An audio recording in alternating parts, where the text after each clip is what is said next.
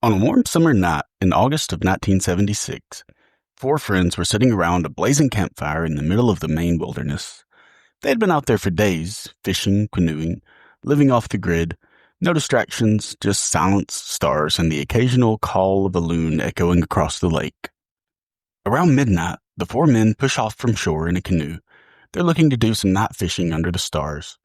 But they don't get far before they see something in the sky. A light. Bright, silent, and moving strangely. At first, they think it might be a helicopter.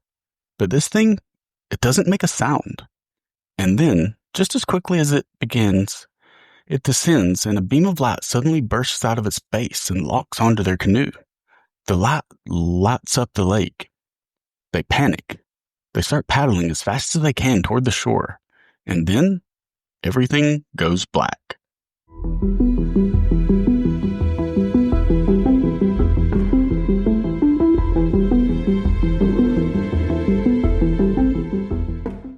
Welcome back to Legends May Live, where we explore the strange, the mysterious, and the eerie.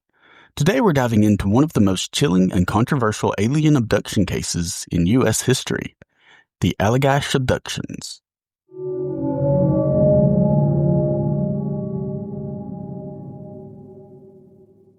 In 1976, four young men, Jim and Jack Weiner, Chuck Rack, and Charlie Foltz, packed up their gear and drove north from Massachusetts into the thick, untouched wilderness of northern Maine.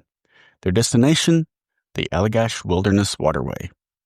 Now, if you've never been there, it's just miles upon miles of dense pine forests, glassy black lakes that stretch onto the horizon, and just no sign of civilization in any direction. No roads, no cabins, just you, your canoe, and the woods. All four of these men were art students in their early 20s. They were outdoorsy, creative, and just looking for an adventure. They weren't survival experts or military guys, just regular guys who liked nature and wanted the break from city life. Their plan was just to spend 2 weeks canoeing, fishing, and hiking through the wilderness, taking in the scenery, maybe sketching a few landscapes along the way, and just overall have a good time with friends relaxing in nature. These guys were all really close, more like brothers than friends. They trusted each other with their lives, and none of them had any idea that this trip would alter their entire futures.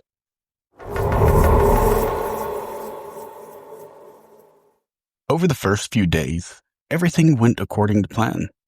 They fished, they laughed, they traveled deeper into the woods, deeper into isolation.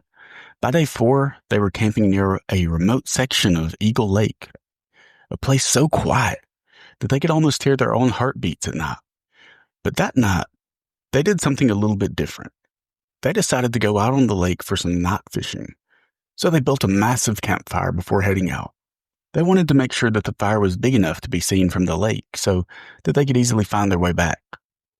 So on that fourth night, the sun had dipped below the treetops and the wilderness was cloaked in a pitch-black darkness.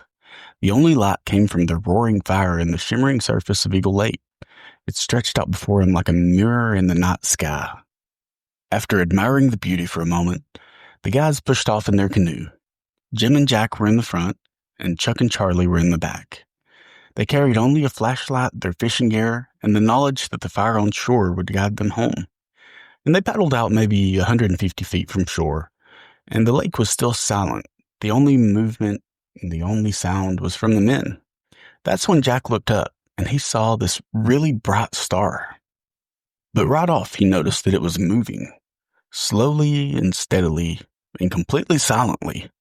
But then, without warning, it began to zigzag across the sky in impossible patterns. Left, right, straight up, dead stop, then another sharp turn.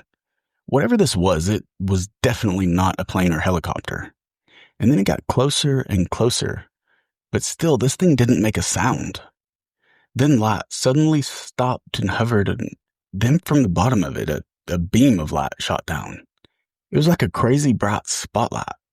It lit up like the stadium lights, and then it moved. The beam locked onto the canoe. For a split second, nobody moved.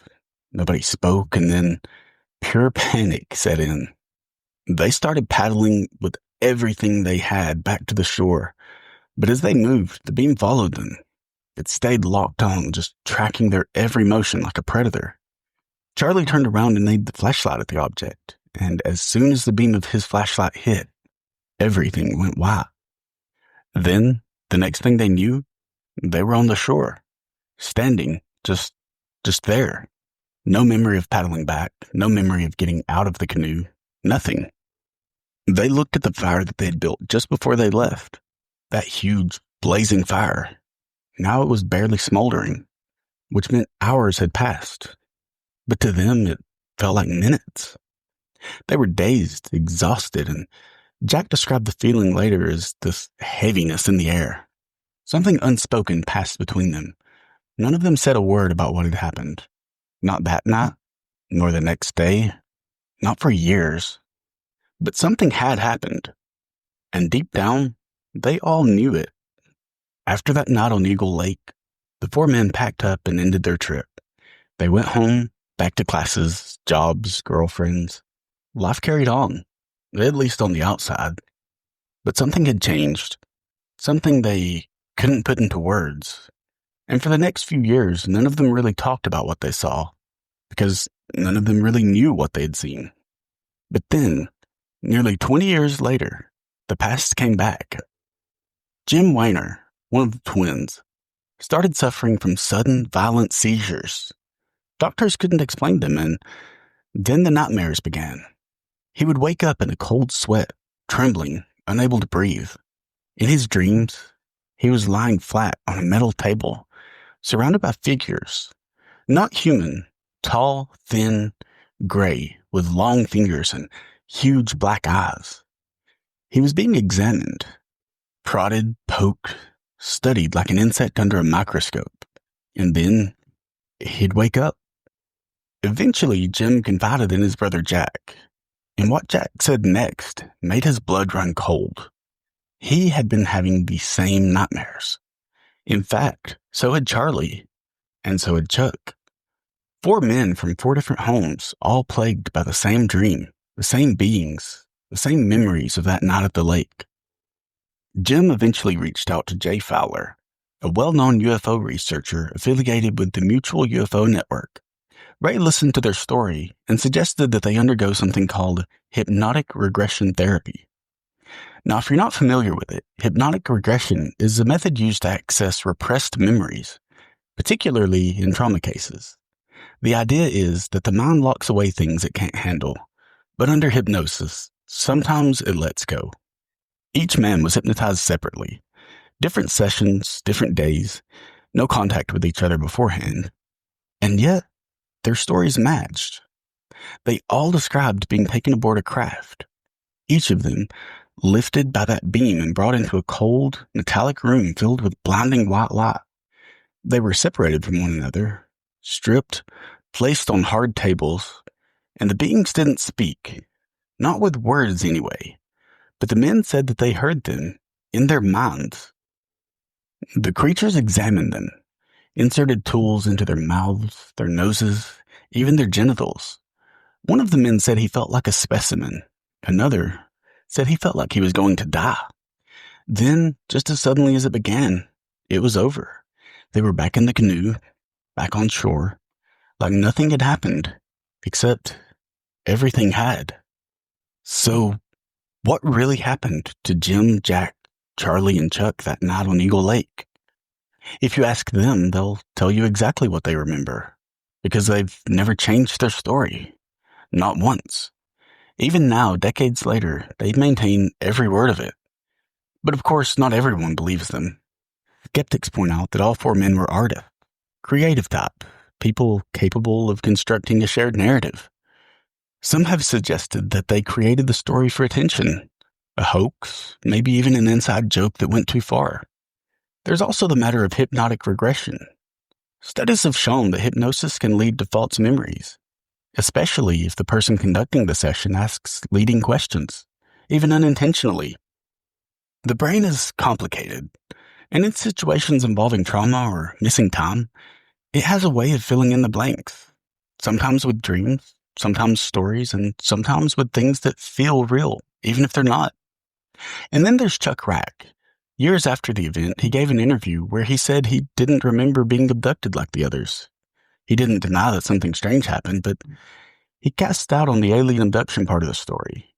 And that's significant because if even one of the four men isn't completely on board, it makes you wonder. And he didn't remember anything different, just not what they remembered. And despite his doubts, he never accused them of lying. The other three had stood firm for nearly 50 years. They didn't write a book. They didn't go to a media tour. They weren't trying to get rich or famous. In fact, they mostly kept to themselves. And that's what makes this story so hard to shake. There's no clear motive, no obvious benefit, just four men, a strange light, missing time, and matching memories of a night they all wish they could forget. Nearly 5 decades have passed since that night. The trees still stand and the water still ripples in the moonlight, and the Allagash still draws adventurers looking to escape into the wild. But for four men, that place is more than just a stretch of wilderness. It's a scar, a question mark etched in their memories, one that time hasn't erased. They went into those woods expecting a quiet peace, maybe catch a few fish, but what they got was a blank space in time, a white light and memories that surfaced years later, buried so deep that they needed hypnosis just to reach them. Were they abducted? Were their memories real? Or did their minds, pushed to the edge by fear and confusion, invent some extraordinary event to make sense of the unknown? The truth is, we don't know, and we might never know. But here's what we do know. They never asked for fame. They never asked for attention. They didn't want to be the center of a UFO story that would haunt them the rest of their lives. And yet, when you hear their voices, when you see their faces and listen to their stories, there's something in their eyes, a weight, a truth that feels real. So the next time you're out in the woods, staring up at the stars, wondering what's out there, just remember, in 1976, 4 men were doing the exact same thing, and they gave back with a story that still gives people chills to this day. A story they never asked for. A story that started with a light in the sky and ended inside something not of this world.